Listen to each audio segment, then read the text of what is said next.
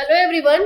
So friends, आज हम deferred tax के बारे में डिस्कस करने जा रहे हैं कि डेफर्ड टैक्स की प्रैक्टिकल वर्किंग कंपनियों में कैसे होती है, तो हम करेंगे।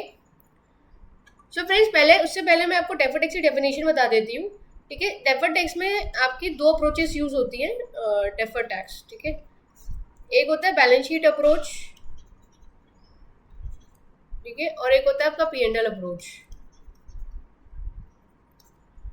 तो बैलेंस शीट अप्रोच जो होता है वो आपका इंड AS 12, अगर आप टैक्स एक्सपेंस पढ़ेंगे, ठीक है, तो वो ये प्रेफर करता है बैलेंस शीट अप्रोच। अब इसमें क्या होता है, हम बैलेंस शीट के आइटम्स लेते हैं, ठीक है, जहाँ पे भी टाइमिंग डिफरेंस का रहता है। ठीक है, अकाउंटिंग मेथड अलग रहता है, टाइमिंग डिफरेंस अलग रहता है, वो ले लेते हैं। फॉर एग्जाम्पल आपकी पीपी हो गई, पीपी के आइटम्स हो गए, ठीक है, प्रोविजन फॉर ग्रेचुटी, जितने भी प्रोविजन है जो कि डिसअलाउ होंगे इनकम टैक्स में, वो आ गए। ठीक है, provision for gratuity, leave encashment, bonus, ये सब आ जाते हैं। ठीक है, अल्टीमेटली क्या डेफिनेशन रहती है आपकी डेफर्ड टैक्स की? डेफर्ड टैक्स की डेफिनेशन होती है कि deferred tax is a saving in income tax और payment of income tax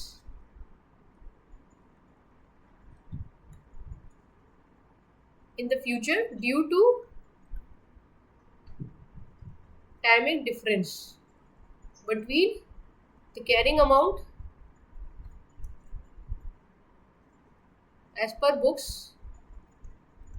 and tax base of assets and liabilities, मतलब tax base as per income tax. ठीक है, ये डेफिनेशन रहती है। ठीक है, तो अब हम मूव करते हैं डेफर्ड टैक्स की वर्किंग की तरफ। ठीक है, अब इसमें क्या है फ्रेंड्स, ये पर्टिकुलर्स है, इसमें आइटम्स लिए हुए हैं। ठीक है, ये प्रॉपर वर्किंग ऐसी होती है कॉर्पोरेट में, बट ये होती है फाइनेंशियल्स में, आपकी इनबिल्ट हो जाती है फाइनेंशियल्स में, तो अलग से इसकी एक शीट बन जाती है, बट लिंक जो होता है वो फाइनेंशियल से ही हो जाता है फॉर अ फाइनेंशियल ईयर। ठीक है, फॉर एग्जांपल बैलेंस शीट और P&L बनते हैं, कैश फ्लो स्टेटमेंट बनते हैं, नोट्स टू अकाउंट्स बनते हैं, तो उसके साथ साथ ये डेफर्ड टैक्स की वर्किंग भी नोट्स में आ जाती है। ठीक है, और वहीं से हमारा लिंक कर दिया जाता है। जैसे for example balance as per books है, तो बैलेंस एज पर बुक्स मेरे जो भी मेरा ग्रुपिंग वाली टेबल है, जो भी ट्रायल बैलेंस की टेबल है, ग्रुपिंग वाली, सब ग्रुपिंग वाली, उसमें से ले लिया जाएगा। पीपी का आइटम, पीपी का अलग से स्केड्यूल बनता है, तो वो वहाँ से ले लिया जाएगा। प्रोविजंस जो है वो आपकी वहाँ से ले लिए जाते हैं, ये ट्रायल बैलेंस से। जो ग्रुपिंग सब ग्रुपिंग होती है, मैं इसमें सोर्स भी लिख देती हूँ कि चीज़ें आती, लिंक कहाँ से होती है। ये जो लिंक होता है, ये जो पीपी का स्केड्यूल बनता है, ठीक है, वहाँ से होता है। पीपी के स्केड्यूल में इंटेंजिबल आइटम का भी स्केड्यूल होता है, तो वहीं से बन जाता है ये भी।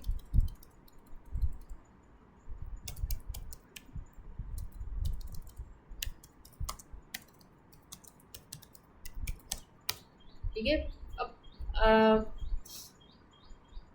आपका प्रोविजन फॉर ग्रेचुटी आपकी बैलेंस शीट से आ जाता है। जो भी आपका ट्रायल बैलेंस का ग्रुपिंग सब ग्रुपिंग होती है, वो उसमें चले जाता है। ठीक है, ये सारे आइटम वहीं से आ जाते हैं।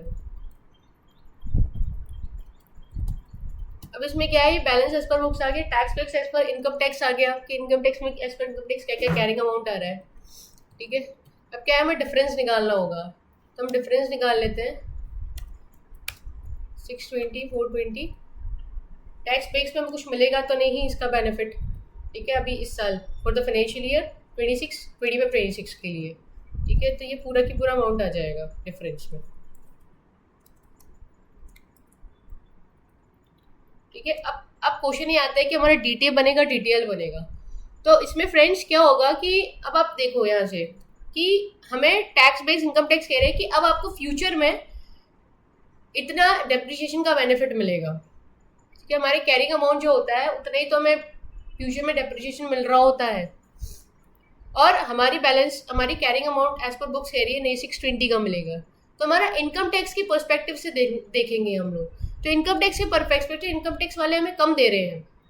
140 रुपये से कम दे रहे, कह रहे हैं 140 रुपये से आपको फ्यूचर में बेनिफिट नहीं मिलेगा, 140 रुपये पे आपको टैक्स देना पड़ेगा। तो देना पड़ेगा मतलब payment of income tax in the future, तो इसलिए DTL बन जाएगा इसका। क्या बन जाएगा फ्रेंड्स? इसका DTL बन जाएगा। ठीक है, ये एज पर इनकम टैक्स हमने रेट कैलकुलेट की हुई है, ये पूरा बन जाएगा हमारा DTL। ठीक है, ऐसी same to same intangible assets में, ठीक है, इसमें टैक्स बेस कम है, तो इसमें 25 रुपीज़ कह रहे हैं कि हमें, आप मतलब इनकम टैक्स वाले कह रहे हैं कि आपको फ्यूचर में टैक्स देना पड़ेगा। तो जब फ्यूचर में हमें टैक्स देना पड़ेगा तो इस पर भी क्या बनेगा? DTL बनेगा। ठीक है, इस पर भी क्या बनेगा? DTL बनेगा। अब ये प्रोविजन फॉर ग्रेच्युटी आ गया। अब इसमें टैक्स पेस वाले कह रहे हैं कि आपको कोई बेनिफिट नहीं मिलेगा इस साल, तो जब फ्यूचर में आप टैक्स पे करोगे तब उस पर बेनिफिट मिलेगा आपको, तब टैक्स बेनिफिट मिलेगा आपको, रिडक्शन अलाउ हो जाएगी। तो फ्यूचर में हम टैक्स सेव करने वाले हैं, फ्यूचर में टैक्स सेव करने वाले हैं, तो क्या बनेगा हमारा बनेगा DTA। ठीक है, इसको भी हम लोग ऐसे ही कर लेते हैं। ठीक है, तो हमारा DTA कितना बन गया इस साल का फॉर द फाइनेंशियल ईयर 25-26? ये बन गया 119.55। ठीक है, और डिफरेंस क्या आ गया? इसका डिफरेंस आ गया मूवमेंट ड्यूरिंग द ईयर 15.10। तो हम लोग क्या करेंगे? 15 लाख का हम लोग क्या बना देंगे? 15 लाख का DTA बना देंगे। तो हम लोग एंट्री क्या पास करेंगे? DTA की हम लोग एंट्री पास करेंगे DTA। ठीक है, डेबिट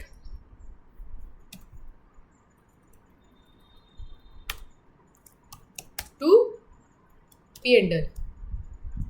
ठीक है, ये जो P&L से हमारा क्या हो जाएगा?